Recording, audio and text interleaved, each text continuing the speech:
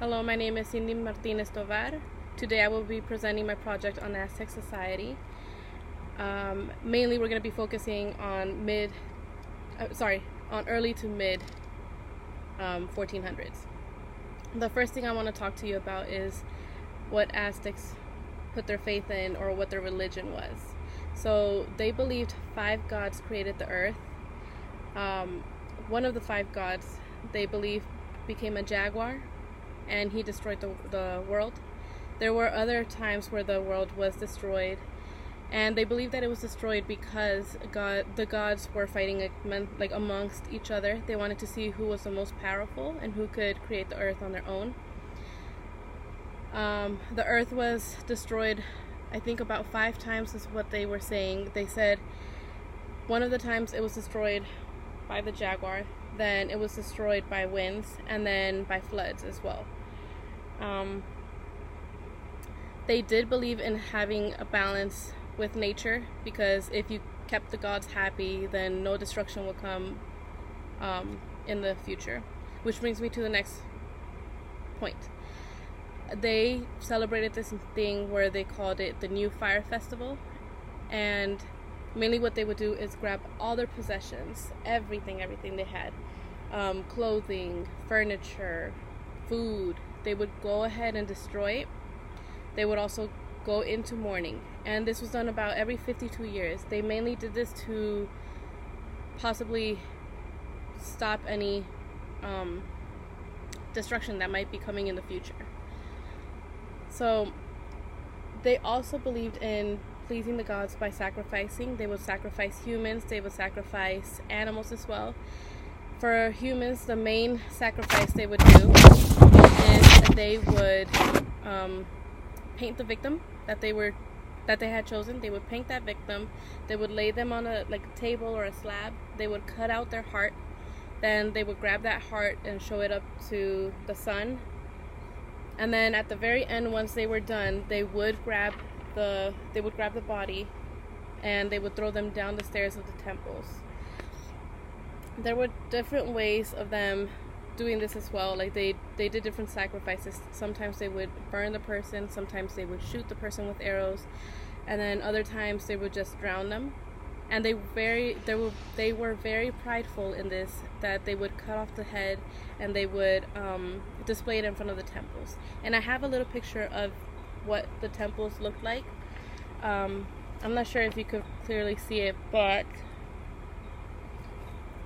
all these stairs, that's where the body would fall. They would all reunite in front of it,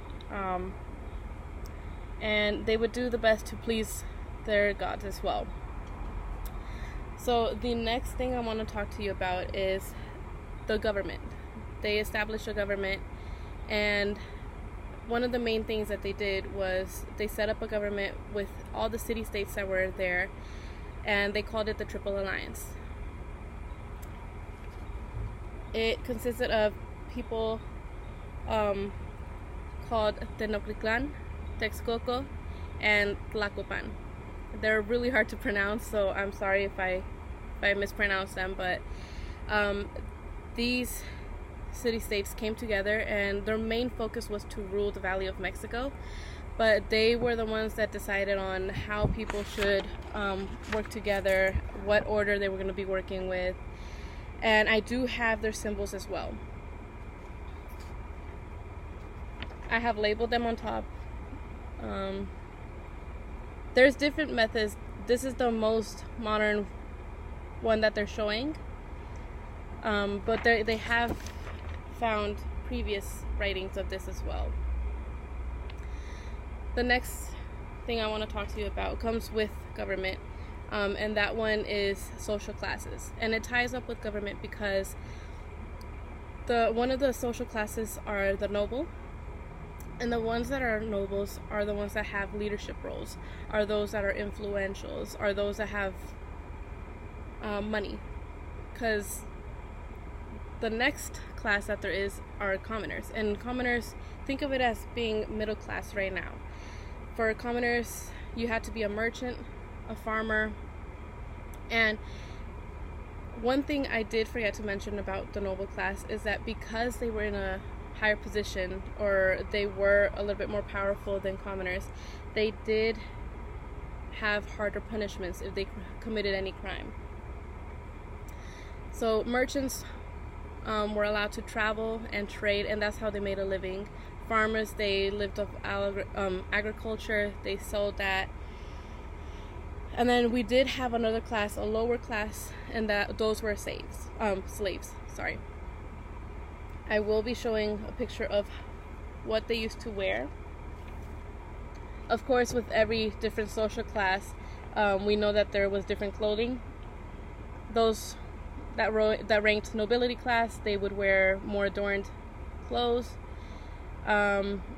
This is mainly like commoners, and we could see that the woman is wearing a skirt. She's also wearing a shirt. Then we see the men, they're wearing what they called loincloths and tilmas. Basically, it was just to cover up their private parts. But slaves on the other hand, they had less coverage. They covered less. Basically, all they wanted to do was cover up as much as possible, but they weren't able to use cotton, so they had to use what's called maguey. So it's interesting to see, because the noble class, the people that were under leadership, they were allowed to wear jewelry. They were allowed to wear earrings, necklaces, bracelets, and it was made out of gold as well. And all their clothes had like beadings around it. It was more stylish, you could say, or more adorned.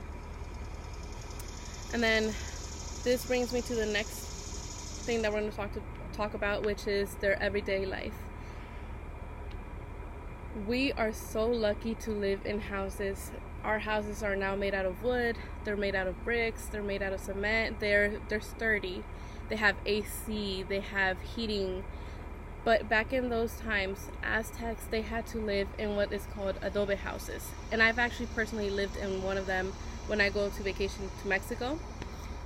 I can say that they are really cool in the summer, so that's a plus. But they break down really easily. They chip. Every time it rains, the walls get soaked. They start swelling up, and it's just a hassle all over the place. But that's what Aztecs had to live in. And when they created these adobe houses, they would use mud, straw, dirt, water, and basically that was it. Oh, rock as well. That's what they used to build these houses.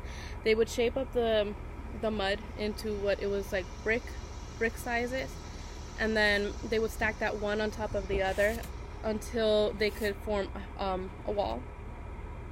And then they would build the roof, doing the same thing with the same material, just in this case it would be longer, and then that would be laid across for support. So in this one right here, we see the bricks on this side. You see how they're stacked one over another? Underneath all this straw on top, there's like the longer rods, they would go like this, and they would go all around, and then they would lay the hay or the straw on top to cover it. And then another thing they did for entertainment was they played Aztec ball. Basically, this was like basketball, just you can't use hands. You could use any other part of the body except for your hands. So people would often wear protective gear because it was really, it was a dangerous game. And then lastly, I do want to talk a little bit about their inventions. They invented what is universal education. For them, education was important. Everyone had to be educated some way, somehow. Keep in mind, noble class did get a little bit more education because of their stance, but generally speaking, everyone was educated. They also created hot chocolate. Well, for them, it was called bitter water because all they used in their drink was water, corn flour, the cacao bean, which is the chocolate bean itself, and they would also use chile, so they made it spicy. Now over time we've made it sweet. We make it with milk. Sometimes we make it with water if wanted.